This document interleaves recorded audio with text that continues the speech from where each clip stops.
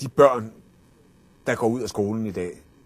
er børn, der naturligvis skal være vældig, vældig kompetente, skal kunne vide en masse, skal kunne være kreative og sådan noget. Men det, jeg tror, der er helt afgørende, det er, at det er børn,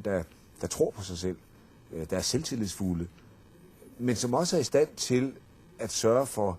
at andre børn, at andre mennesker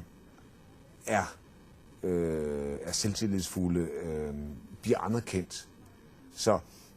mit ideal, det er, at disse børn er i stand til at indgå i og være med til at skabe en anerkendelseskultur. Altså at anerkende den anden som en, man interesserer sig for,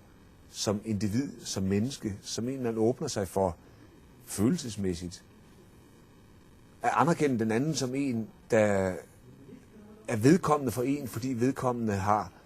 meninger og holdninger og synspunkter, som er vigtige for mig, og som jeg derfor gerne vil lytte til. Og anerkende den anden som en, som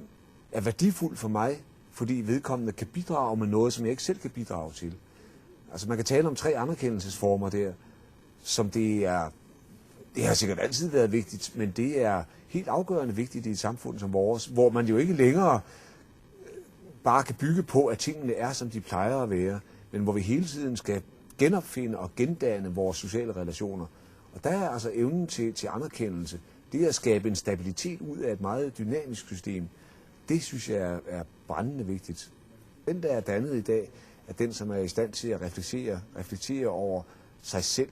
reflektere over den anden, sætte sig i den anden sted, fordi vi er altid på vej et andet sted hen, og vi møder altid den, der kulturelt og på anden måde er fremmed for os selv.